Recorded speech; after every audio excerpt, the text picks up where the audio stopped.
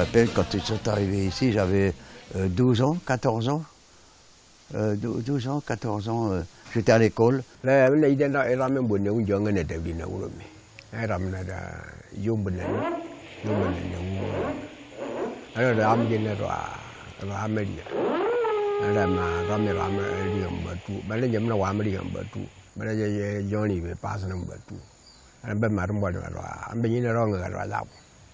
Tout de suite, on s'est retrouvés sur les hauteurs et on a vu tous ces convois de bateaux qui rentraient dans le chenal de l'Ilomètre et d'autres qui attendaient dehors.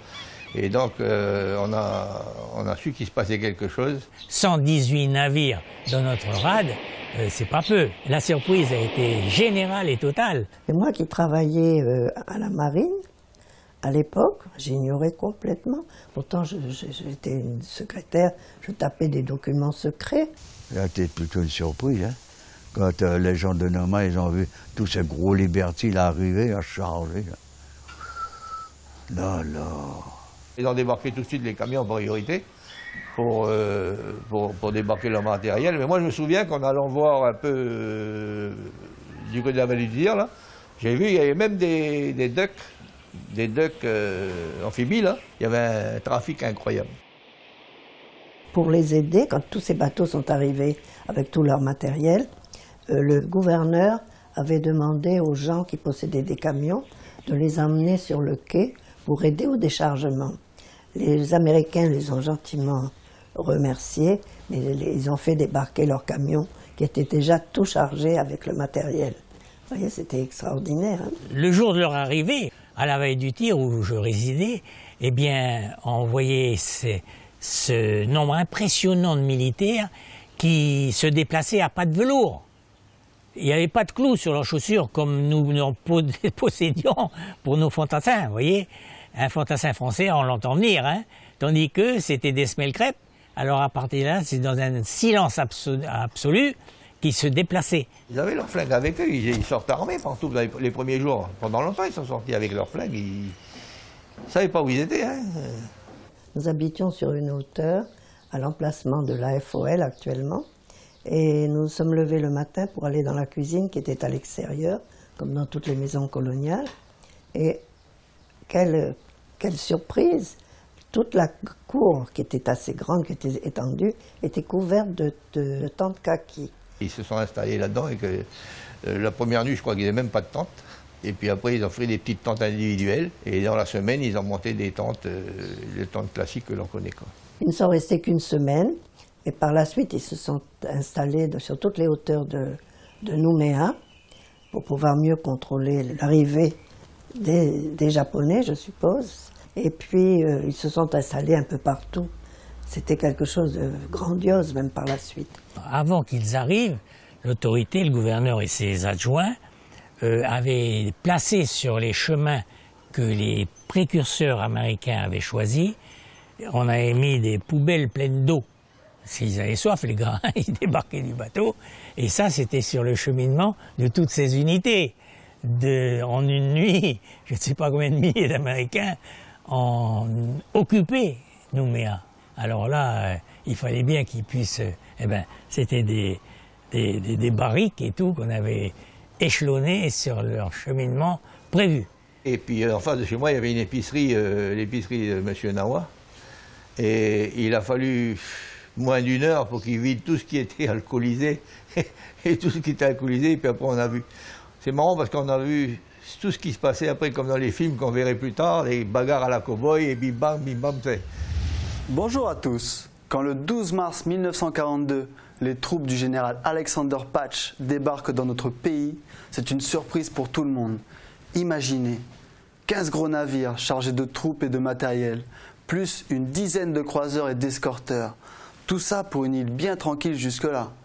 Pourtant, ce n'est pas étonnant. En effet, depuis 3 ans, la Nouvelle-Calédonie a rejoint le mouvement de la France libre du général de Gaulle. Inquiet des retombées de ce conflit mondial sur ses exportations de nickel, le gouverneur Henri Soto, qui craint aussi une invasion japonaise, a signé un accord avec l'Australie pour que les Alliés assurent la défense des territoires français du Pacifique. Pour les Calédoniens, la présence de ces Américains restera un souvenir inoubliable. Sur les traces du passé, c'est tout de suite sur NCTV.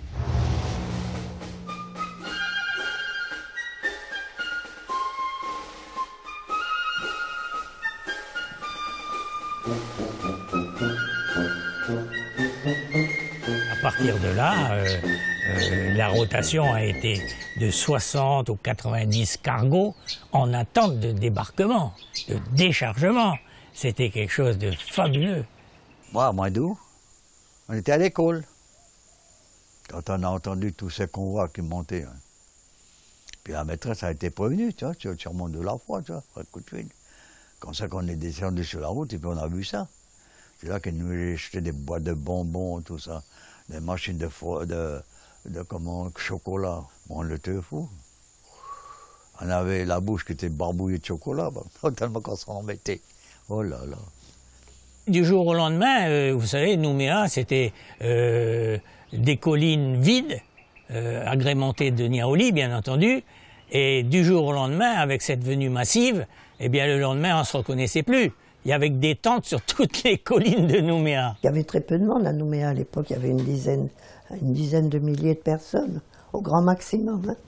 Alors là, vraiment, ce serait cru presque en Australie. Les avons tous été très rassurés, parce que c'était quand même une certaine force. Puis on se disait, si les Japonais nous attaquent, au moins ils sauront à qui s'adresser.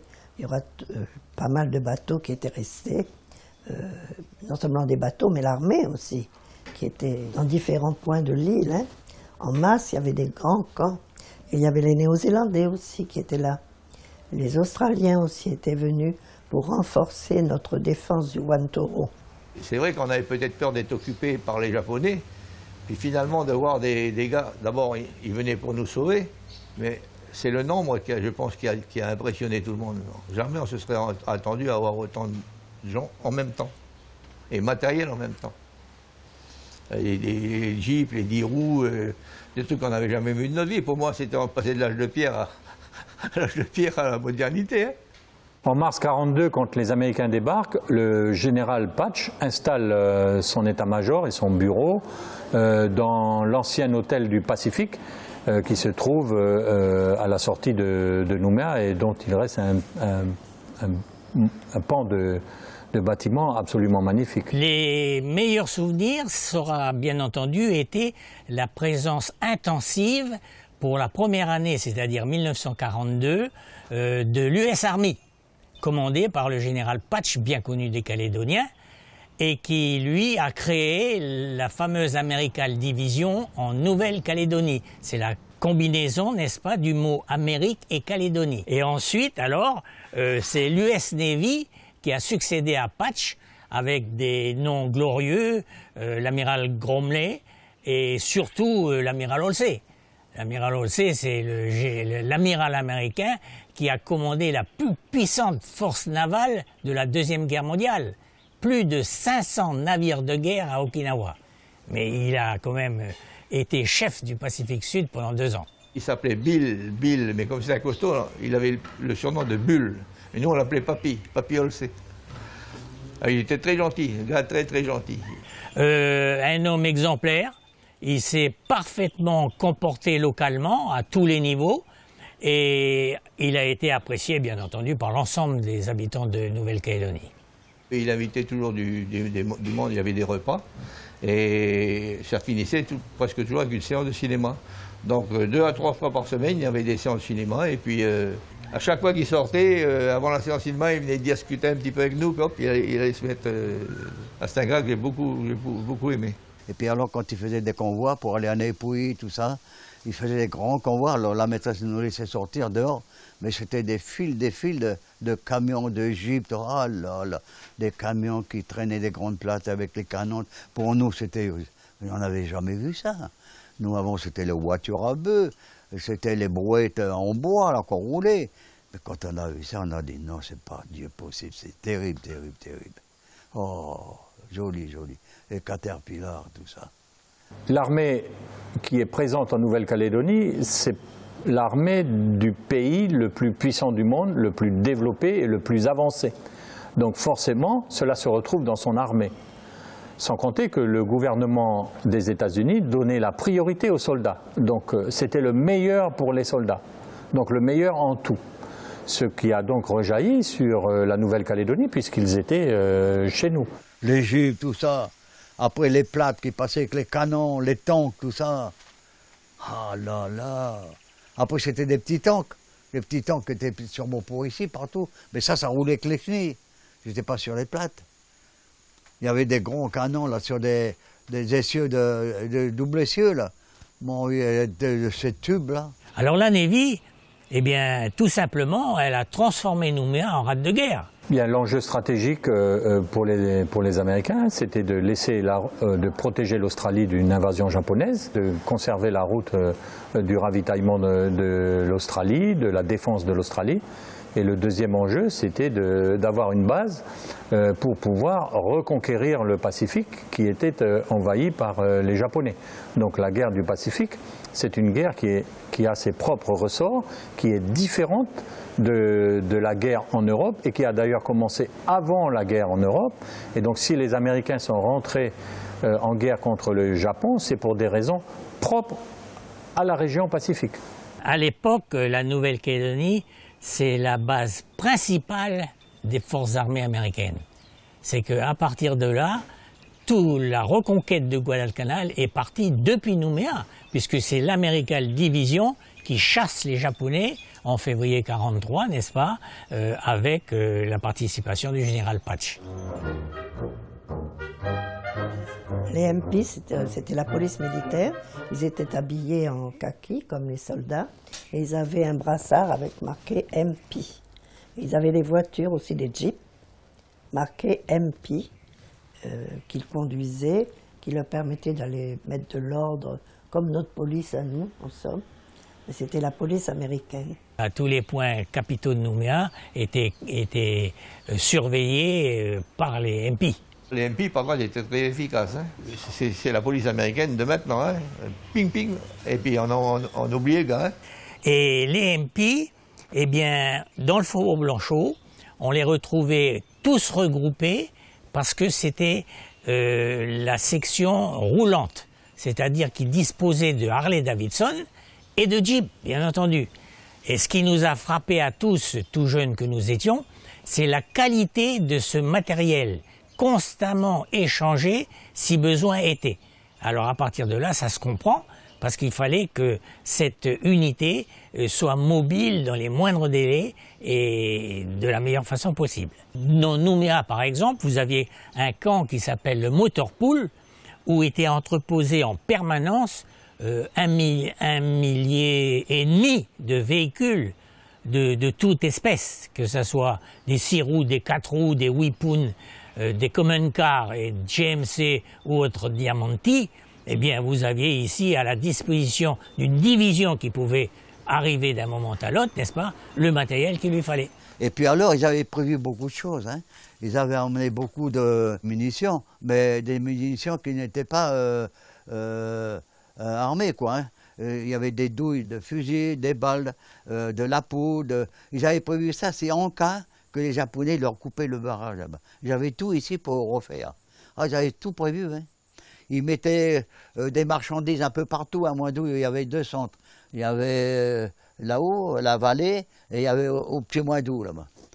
Ils mettaient ça dans les brousses. Des tas des bois, tout ça, tout ce que... Ils avaient prévu tout, hein, c'était bien. Ah oui, oula, puis j'étais bien armé. Hein. Oh là là.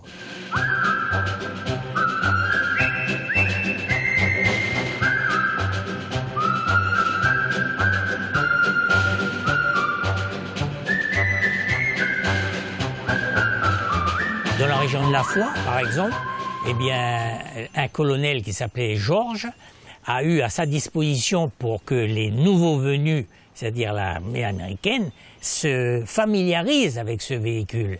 Et 200 jeeps dans cette région de La Foix pour l'expérimenter.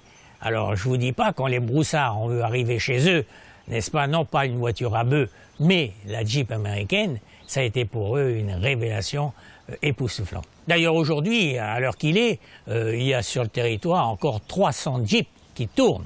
Elles ne sont pas toutes immatriculées, mais les autres, eh bien, elles n'ont plus de numéro du tout, mais elles sont très efficaces sur les terrains, n'est-ce pas, appartenant aux colons éleveurs.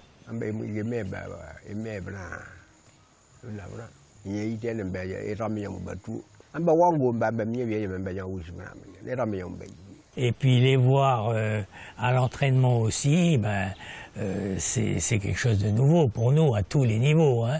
Parce qu'à Boulou-Paris, quand il pleuvait comme ça, et puis qu'on voyait les camions passer les rivières sans pont, vous voyez, avec chaîne et tout, on voyait les roues qui patinaient de bas en haut, mais qui gravissaient quand même les difficultés, que ce soit un GMC ou un Diamanti, peu importe, l'engin passait.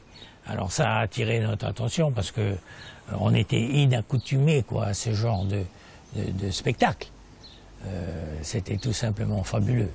Donc, sur le territoire calédonien, les Américains s'entraînaient, ils mettaient au point leurs armes, ils stockaient le matériel qui devait être envoyé sur le front, et le matériel, ça va des chaussures aux avions, et ils avaient aussi des ateliers où le matériel militaire était assemblé. Par exemple, les avions, les camions, les véhicules légers militaires arrivaient en pièces détachées parfois. Et ils étaient donc remontés ici dans des ateliers. Il y avait de grands ateliers, notamment à Nouville, où les avions étaient montés. Ils réparaient les bateaux aussi, ici. Et ils soignaient les malades. Et donc c'était aussi un lieu de loisirs et de convalescence. Donc l'ensemble de ces missions nécessitait une organisation matérielle absolument colossale. Hein? Un réseau routier, un téléphone qui marche, un port, des grues, des dockers, enfin toute une installation. Le port de Nouméa était le deuxième port du monde après San Francisco. Ils en ont profité parce que toutes les matinées s'étaient réservées à l'entraînement indispensable, bien entendu, en fonction de ce qui les attendait. Et l'après-midi, eh bien voilà, et on se promène partout, on s'amuse. Vous savez, ils aimaient les jupons aussi, hein, donc à partir de là, il y a eu une bonne, comment dirais-je, animation réciproque. Moi, ce que j'ai trouvé joli, c'était les avions quand ils faisaient des essais sur les manuels et puis le voilier France. Oh là là là. Ben j'en ai lâché des balles et des balles. Des balles phosphorescentes, ça remontait en l'air, des boules de feu, ça me... Oh, vraiment, c'était joli, joli, joli. Après, ils ont trouvé le P-38, un nouveau avion qui allait beaucoup plus vite que les Zérous. Les avions japonais, ils appelaient ça les Zérous. Ils allaient beaucoup plus vite. Et puis les tirs, ils étaient plus concentrés parce que tous les tirs, ils étaient à l'avant du pilote. Les moteurs, ils étaient sur les ailes. Alors il descendait à pic, il lâchait la bombe. Et mais l'eau, elle remontait presque au derrière de l'avion, il remontait à pic. Oh là là. Ben, je dis, mais comment ils ne sont pas tués quand même, ces gens-là? Oh non, jamais. Oh là là. Ils avaient peur de rien, hein. Peur de rien. Ils y allaient. Hein. Oh. C'est comme ça que les Japonais, après, ils ont commencé à avoir de la perte, hein, quand les Américains ont sorti cet avion-là. Ils faisaient des manœuvres et tout ça dans le sud. Ils allaient voir s'il n'y avait pas de sous-marins. Mais il y a eu, pareil, 1 ou 2 sous-marins japonais. Mais ils ont été signalés et ils ont été coulés. Parce qu'ils avaient des petits sous-marins de poche aussi. Il y en a un qui est rentré dans la baie de Sydney et qui est passé même sous le pont. Enfin, ils ont réussi à le faire couler. Plusieurs sous-marins japonais ont été repérés par la surveillance maritime américaine. Plusieurs sous-marins japonais ont été bombardés par les Américains. Un a été coulé dans la passe près du phare Amédée. Donc, ce qui veut bien dire qu'il y a eu des actions militaires japonaises finalement en territoire calédonien. Les chasseurs, porte-avions, ceux embarqués sur les croiseurs et tout, évoluaient en permanence et souvent au-dessus de Nouméa. Parce que les bombardiers, eux, c'était Tontouta, Plaine des Gaillacs, Guadalcanal et vice-versa. Les pilotes ne savaient pas quoi faire que du razmote. Et le razmote, ici, avec les vents d'ouest, et c'est pour la raison pour laquelle, sur la Nouvelle-Calédonie, il y a eu au moins 30 crashs. Et malheureusement, quand on joue avec le feu, eh ben, on se brûle souvent. Oh, j'aimais ça, les avions. Oh là là. Et les piquets qu'ils faisaient, là, oh là là. Des fois, ça venait par escadrille, hein. Ça venait, la première escadrille est passée, la deuxième, la troisième, c'était toujours en trois escadrilles. Ah, mais c'était merveilleux de les voir faire. Hein. Les derniers avions sortis, les double corps, les P-38, là. Ouh là là. C'était rapide. Hein.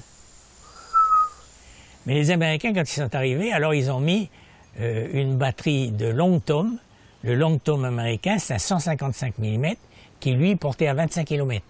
Alors, vous voyez, il ne fallait pas qu'un Japonais soit à l'extérieur du fort Amédée parce que nos 155 long tomes allaient le chercher. C'est les explosions, ça pétait partout.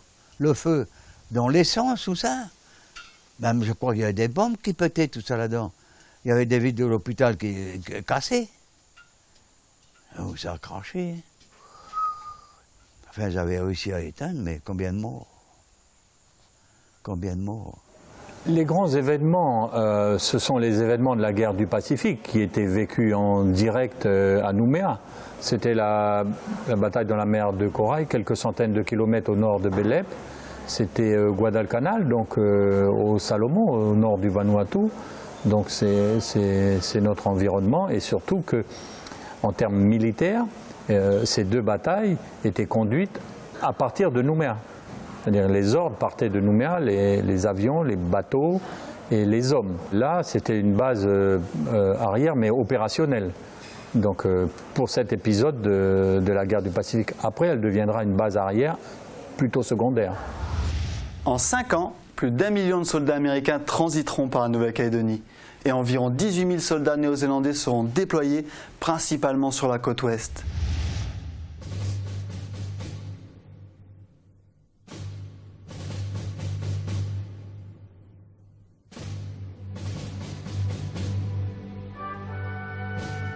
Cette guerre est une épreuve pour l'ensemble de la société calédonienne. Chacun, dans le cadre du système colonial, est affecté à l'effort de guerre de façon distincte. Le gouverneur décide de confier au capitaine Georges Dubois l'organisation d'une milice populaire. Eh bien, on demande à tous les hommes entre 18 et 45 ans de se rassembler par commune, par tribu. Et puis un plan d'entraînement est établi, les hommes sont armés et puis s'entraînent à l'utilisation des armes, repèrent les endroits où il faut créer des points d'observation et ensuite s'entraînent au maniement des armes et régulièrement ils sont appelés pour ces différents travaux militaires. Toute la brousse était représentée, était milicienne en somme. Tous les plus jeunes ou plus âgés, ils étaient tous miliciens et ils faisaient des rondes. Ils secondaient les postes de guet, parce qu'il y avait des postes de guet de la marine qui se trouvaient sur les points stratégiques dans toute l'île.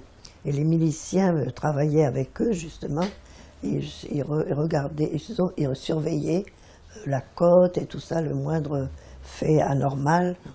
C'était la milice de la France libre.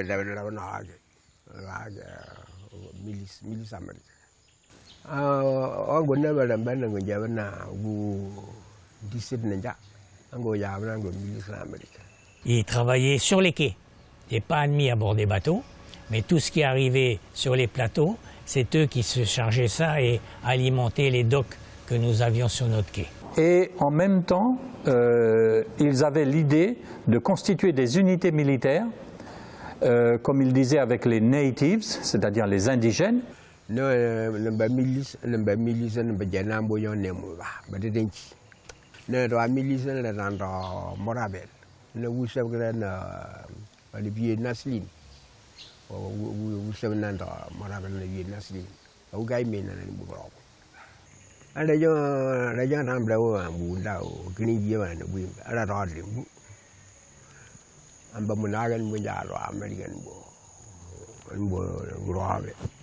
Les armées alliées en Nouvelle-Calédonie ont incorporé dans leurs unités militaires, que ce soit les Australiens ou les Américains, des soldats Kanaks. Parce qu'ils avaient besoin des Kanaks pour se déplacer dans le pays, se déplacer dans la chaîne. Ce sont les guides Kanaks qui ont permis aux Australiens d'organiser la défense de la colonie en 1941, début 1942. Pareil quand les Américains vont venir. Ce sont des guides Kanaks qui ont guidé les unités américaines partout sur la Grande Terre.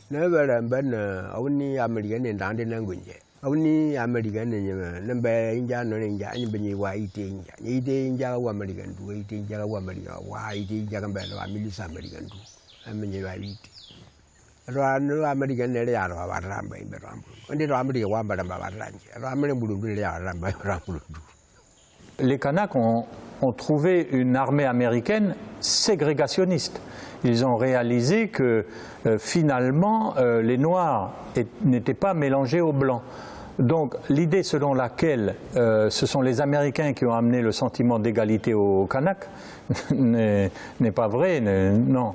Par contre, ce que les Kanaks ont pu voir, c'est que des Noirs étaient au contact de l'économie moderne, d'une machine moderne, d'instruments sophistiqués, et que ça, c'était nouveau pour eux.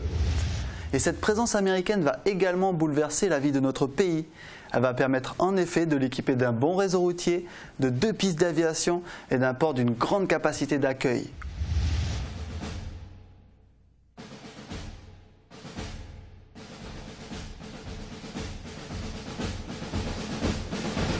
L'amiral Halsey, il nous a fait des quais, et il a doublé toutes les possibilités antiaériennes. On a eu à un moment donné jusqu'à 24 ballons captifs qu'on lâchait jusqu'à 500 mètres d'altitude. Et bien entendu, ça interdit, comme ils l'ont fait en Europe, n'est-ce pas, des attaques en piqué. Alors c'était une tranquillité à ce niveau-là. Et ils ont décidé de faire 2 finger piers. Finger piers, c'est commun aux États-Unis, c'est des quais perpendiculaires à une surface plane, et on met beaucoup plus de bateaux, n'est-ce pas, et c'est plus fonctionnel. Alors à Nouméa, ils ont fait pareil, 182 mètres de long, 23 mètres de large, ça faisait déjà 4 bateaux de 10 000 tonnes, ou plus, n'est-ce pas, et ça c'était à la pointe d'Onéambo, c'est-à-dire c'était rattaché à la SLN. Alors, ils ont fait des wharfs plus petits, après, pour les navires de moindre tonnage. Et à partir de là, les Américains avaient 10 bateaux en déchargement simultanément. C'était pas mal, parce qu'au début, Nouméa, il n'y avait aucun moyen autre que les grues du nickel. Alors après, ils faisaient des routes partout, des routes goudronnées. C'est de Nouméa jusqu'à -12 en goudronné. Après, ils ont laissé. Ils étaient outillés pour le faire aussi, puis ils avaient suffisamment d'hommes qui étaient basés à Nouméa pour le faire. Il n'y a que dans Nouméa où ils ont fait des routes pour justement installer les camps militaires partout, sur Lansvata, Magenta, Vallée des Colons, partout. Ce sont eux qui ont fait les premiers tracés avec leur équipe de géomètres. Ils avaient fait un champ d'aviation à Watom. Alors c'était tous des petits chercheurs qui escortaient les grosses forteresses. Les forteresses, c'était à Népouille là-bas. Alors quand ils partaient au combat, chargés de bombes et tout ça, alors ils escortaient les forteresses. Et après ils revenaient. Ben, bien souvent, les carlingues étaient troués, hein. Il y avait des blessés, il y avait tout ça. Hein. C'était terrible. Les Américains n'ont pas créé des aérodromes. Ils les ont élargis et les ont allongés. Parce que ce sont les Calédoniens qui, entre 1939 et 1942, avec l'aide des Australiens, qui ont reconnu les endroits pour faire des aérodromes et qui les ont construits. Donc notamment les géomètres du service topographique de la Nouvelle-Calédonie et le service de l'armée australienne. Donc ils ont fait Tontouta, la plaine des Gaillacs. Et quand les Américains sont arrivés, eh bien, ils ont mis ces aérodromes aux normes de leurs avions. Parce que le problème pendant la guerre du Pacifique, c'est que les avions n'avaient pas le même rayon d'action qu'aujourd'hui. Donc ils avaient besoin de se poser régulièrement. C'est de là l'importance de la Nouvelle-Calédonie. Ils ne pouvaient pas aller de Nouvelle-Zélande à l'Australie, par exemple. Donc il fallait atterrir à Nouméa. Donc voilà ce qui a permis à la Nouvelle-Calédonie d'être une base importante. La Nouvelle-Calédonie a changé de 100%. Hein. Oh là là là là, oui. Si dans un premier temps, le territoire calédonien va servir de base arrière à l'armée américaine dans le Pacifique, par la suite, la Nouvelle-Calédonie devient aussi une base de repos. Ici vont également transiter les blessés et les soldats au repos. Au niveau chronologique, la présence américaine a été massive entre 1942 et 1944. Après 1944, nous n'étions vraiment qu'une base arrière, mais une base arrière importante.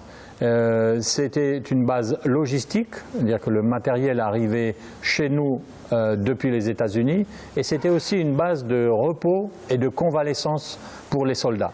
C'était surtout une base arrière parce qu'ils ont fait beaucoup d'hôpitaux. Et puis ils ont fait un tas de... Ils se sont organisés pour être autosuffisants. Ils avaient des jardins de légumes, ils avaient de tout, exactement comme une ville, quoi. Les Américains bénéficiaient de 90 ambulances à Nouméa. Alors il y avait de quoi faire, hein. Dès qu'un bateau arrivait, 500 blessés là, pouvaient débarquer en 1 heure de temps. On a été jusqu'à 7000 lits d'hôpitaux, hein. L'hôpital territorial, c'était 200 lits à l'époque. Et il y avait en permanence 2 grands hôpitaux américains et 1 néo-zélandais. Et bon, ça permutait, ils partaient, d'autres arrivaient, mais les constructions ont servi, quoi, hein. Nouméa a été équipé pour soigner à peu près les plus importants traumatismes liés à la guerre. Seulement quelques pathologies ne pouvaient pas être traitées à Nouméa et les blessés étaient envoyés aux États-Unis. Il y avait beaucoup de Français qui bénéficiaient des soins dans ces grands camps, dans ces grands hôpitaux. Il y en avait un à Dumbéar qui était réputé. Il y en a eu plusieurs sur l'île. Mais les Calédoniens pouvaient aller se faire soigner là, gratuitement. Voilà, fin de cette première partie consacrée à la présence des Américains en Nouvelle-Calédonie pendant la Seconde Guerre mondiale. Dans 15 jours, je vous proposerai de revenir sur tout ce que ces GI nous ont apporté au quotidien. Vous verrez qu'ils ont permis une véritable révolution de nos modes de vie. Merci de nous avoir suivis. Bonsoir à tous.